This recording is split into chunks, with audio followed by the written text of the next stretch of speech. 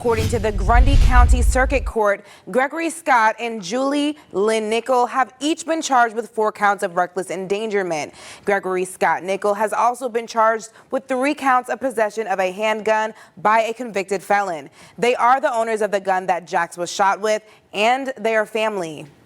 The facts of the case are that convicted felons shouldn't own guns. Indiana native Jax Coulter says he's been waiting for what he calls justice. It's been almost 1 month since his son Jax was shot by his 9-year-old cousin in Grundy County. Arrests have been made for Jax's adoptive great aunt and uncle.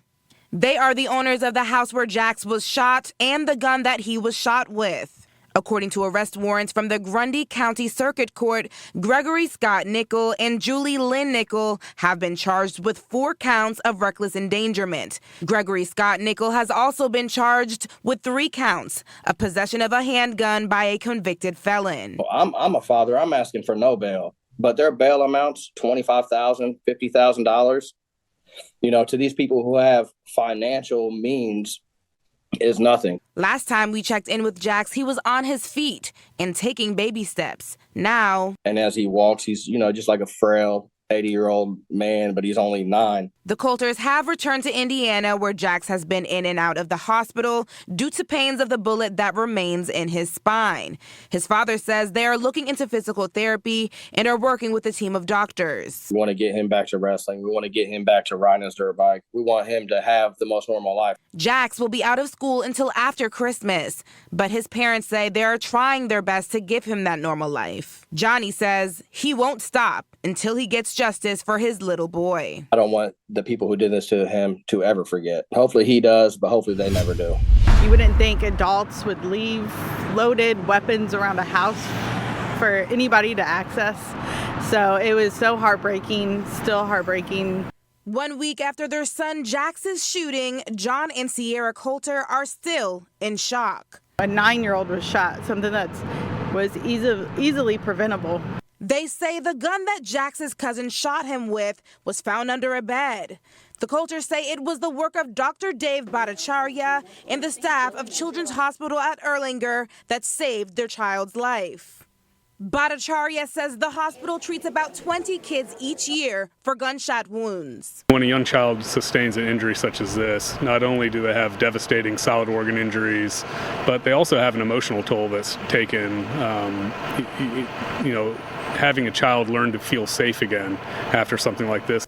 As a physician, Dr. Bhattacharya takes pride in providing excellent care and comfort to his patients. But as a father, he says he's frustrated because incidents like the one that happened to 9-year-old Jax are completely avoidable.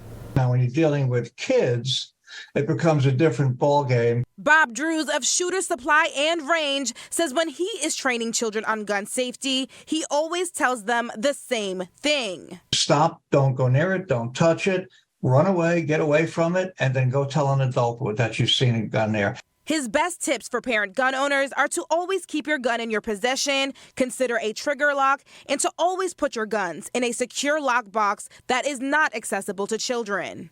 The Coulters hope that their son's story will be a message to parents to have discussions with their children about gun safety. As for Jax, he had a successful surgery and he's communicating normally. Everybody's been so impressed about his demeanor and his spirit during it all. The doctors say Jax has a long way to recovery, but now he's on his feet, taking one step at a time. It's just typical of Jax to be that strong and resilient and to have a brave face. At the Children's Hospital at Erlanger, where 9-year-old Jax Coulter, who was actually from Indianapolis, was airlifted after he was shot in the back in Grundy County. Now, his father tells us that he was shot by his 9-year-old cousin, and now the family is divided. I'm heartbroken. My wife's going through it, and it's, we're not asking for anything but justice. Strong words from Jax Coulter's father, who says his son was shot in the back at a family member's home in Tracy City. He says an adult gave a teenage cousin a loaded gun, which the 9-year-old cousin found, and then pulled the trigger, shooting Jax. I want the father who gave the gun to his 17-year-old son charged, and then I want my nephew for pulling a 12-pound trigger on a revolver point blank while my son was either running away from him from one end of the house. I want him charged. In Florida, the parents of Johnny's nephew are awaiting the return of their son. The Adams sent their 9-year-old son and his brother to Tennessee for the same event. And on Sunday, they got a shocking phone call from a family member. I was like, I just taking the trash out. And